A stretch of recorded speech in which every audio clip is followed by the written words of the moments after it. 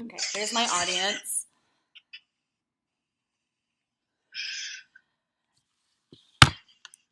And so my mom has her PowerPoint, and the people on FaceTime have it emailed to them. Yep, I got it. Okay. Hi guys, my name is Mary-Katherine.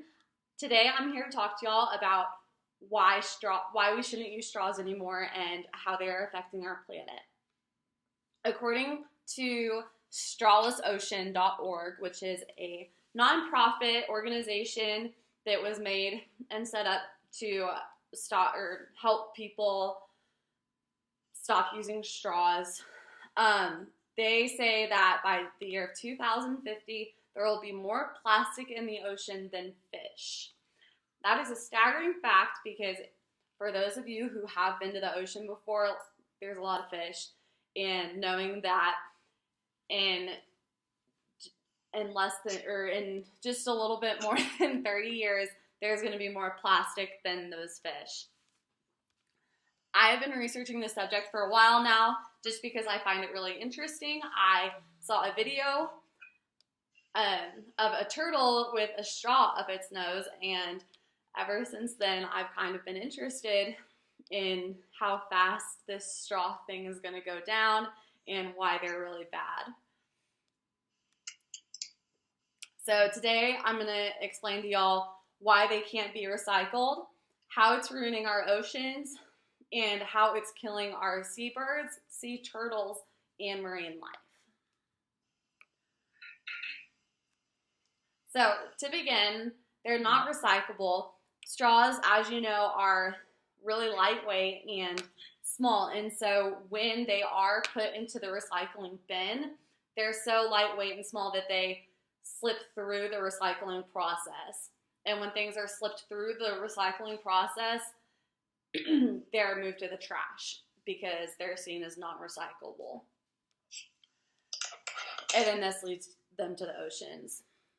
Along with that, they're not biodegradable, which means that they won't break down eventually. They get into our oceans and then they break down into smaller and smaller pieces, which they call microplastics. And this is really bad because first off, they're super hard to clean up because they're so small and we can't see them, such as like a plastic bag or something. And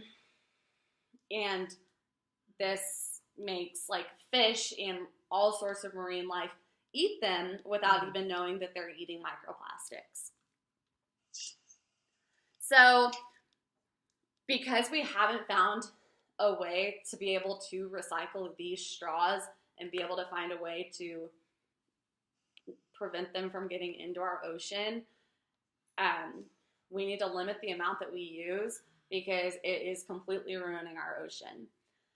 As Americans, we use about 500 million straws a day, and I don't think that we realize that. If you look in the last week of how many straws you use, you probably use a lot more than you thought.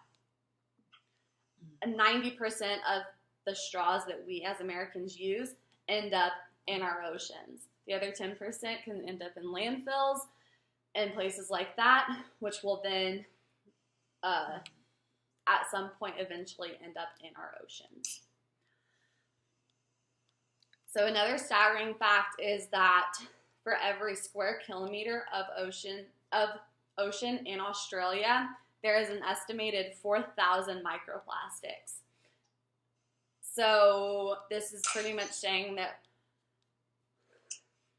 for every square kilometer, in most of that water, there are microplastics found. And that is really affecting their marine life and pollution. Now let's go ahead and go into how it's affecting marine life. So 71% of seabirds have been found with plastic in their stomachs. This is way over 50%. And knowing that these birds are either eating the plastic directly or ingesting fish or other things that have plastic in them, 71% of birds have done that. And also, that is not including microplastics, because it's hard for scientists to see microplastics. For sea turtles that have been found dead and dissected, 30% of those turtles have had plastic in their stomachs. This might not sound like a lot, but the number is growing, and we have to stop that. Along with other types of sea life or marine life, there are things such as walruses, seals, penguins, things like that. They're all eating these fish which have those plastics and microplastics in them. Therefore, it's really just being a chain reaction. On top of that, because microplastics are so small and there are a lot of them, even plankton have been found with microplastics in their stomachs. And this is really bad because it's messing up the whole entire food chain, because a fish will eat a plankton and then a bird will eat a fish. And then there you have like this chain reaction of microplastics going around. So how can we help this? How can we stop using straws? How can we prevent the ocean from getting to be this plastic and pollution-ridden place? There are a lot of things that we can do. Straws are not necessary for the normal person to have. If someone has a disability where they can't use their hands, or they need help eating, then of course straws are going to be needed for them. But for the normal person, we do not need straws. So the first thing that we could do is just not use a straw. If you're a person who does like straws, there are a lot of alternatives, such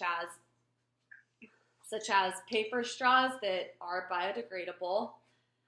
They have started making metal straws that you can reuse, and they have even started making keychains that fold up into a straw that you can bring everywhere with you. So overall, using plastic straws is destroying our wildlife and our oceans, and saying no to plastic straws can make a big difference in reducing the amount of plastic that we have in our oceans. So just always keep in mind when you're at McDonald's or a restaurant or a barbecue and you want to get a straw, just keep in mind that they're not recyclable, they're polluting our oceans, and they're killing our marine life, sea turtles, and seabirds. Instead of plastic straws, think about different types of options you can use, along with just not using a straw. Thank y'all for listening to me. All right, here's my audience again. Oh, yeah, sorry.